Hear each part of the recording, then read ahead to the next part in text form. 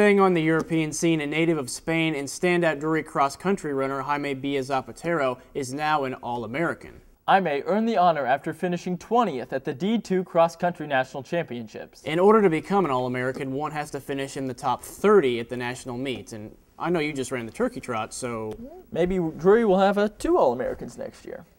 Probably just the one, though. But Thanks. Perhaps what's Thanks most impressive about what Zapatero accomplished is the conditions he had to compete in up in, make sure I'm saying this right, Slippery Rock, Pennsylvania? Mm-hmm. It was pretty cold. The night before, it snowed a lot, so they had to clear the course before we started running it. Zapatero fought not only the conditions, but also a bad start. Just 1 mile into the race, Jaime found himself in 130th place. But the kid's a fighter, right? He's got some wheels. To say the least. He jumped 110 places. Perhaps he got an extra spark from some of his teammates who drove all the way from Drury Lane here to Pennsylvania to cheer on Jaime. So I was in my hotel at 8 in the morning watching Yes TV, and suddenly someone knocked in the door, and they were my teammates, so that was a good thing. Not a bad way to end the season. Yeah, not too bad. Next, we take you to the pool, where reporter Jenn Dean has the story on how the Drury swim teams prepare for competition. And then I want to see how fast you can go on all of this. And these guys know about speed. Drury swimmers have been national champions for several years now and are just starting their season. Well, the team is doing a good job. We've been underway since basically the start of the school year. And the first semester is really a lot of conditioning. Drills, kicking, endurance sets, and speed sets are just a few of the things that they'll be doing in order to get to where they need to be. Come on, Zach! Well, workouts comprise of about an hour and a half in the morning and 2 hours in the afternoon. Depending on the morning, sometimes it's a water practice emphasizing kicking and pulling. Sometimes that morning workout is a weight strengthening program, dry land exercises, jumping, just overall fitness, trying to move them into a little bit better athletic capabilities, and then all our afternoons are in the water for 2 hours. Breaststroke for the first 50, followed by a 25 swim breaststroke distance per stroke. Second is 2 up, 2 down. That's 2 strokes on the surface, 2 strokes underwater. Within my groups, there is a backstroke group, a breaststroke group, a butterfly group, a freestyle and a sprint freestyle, and an IM group. Training since August, these guys work hard. Spending hours in the pool and weight room, they only have one thing on their minds: another national title.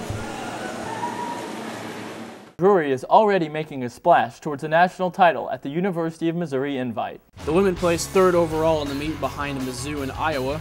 Junior Janelle Slattery finished first in the 200 backstroke with a time of just over 2 minutes. And freshman Aaron Dolan placed 3rd in the 1650 free. As for the men, Mizzou again took first ahead of Iowa, Missouri State, and Missouri S&T, with Drury rounding out the top 5. Krill Fasinko was in 5th in the 1650 free, and Yi Win Wong, one of those, took 5th in the 200 fly. You have to wonder how much longer the 3rd and 5th place finishes will last with Coach Brian Reynolds' high-intense workouts. We're going to challenge them for everything they possibly can do and see if we can get to a new level of swimming. We should mention that Reynolds went on to say that those practices last at least 5 hours a day. Hey, whatever it takes to win, right? Just the thought hurts. I barely get 5 hours of sleep at night. Swimmers, how do you feel about it? It's going to be pretty, I think, intense when we get back and we go to Hawaii. It's always been hard, but I have a feeling this year it's going to be extra hard because we missed nationals last year just by a little bit, like winning. So I don't think we're going to have any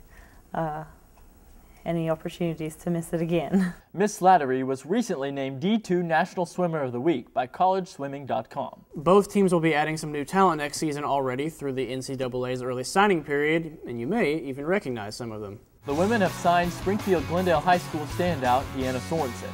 If you're familiar with swimming in the area, you've probably heard of Sorensen, who's qualified for junior nationals in several events, including the 200 breaststroke, 400 individual medley, 500 and 1650 freestyle. Deanna already has roots here at Drury as well. Her father, Alan Sorensen, is chair of the music department.